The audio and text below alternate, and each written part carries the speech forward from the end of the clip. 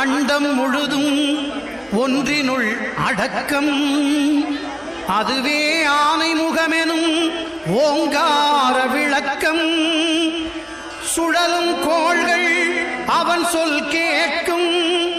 அவனை தொழுதால் போதும் நல்லதே நடக்கும்.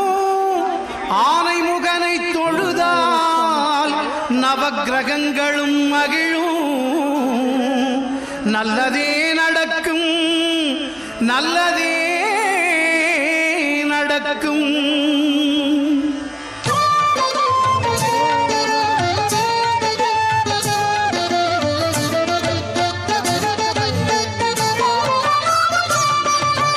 ஒன்பது கோளும் ஒன்றாய் காண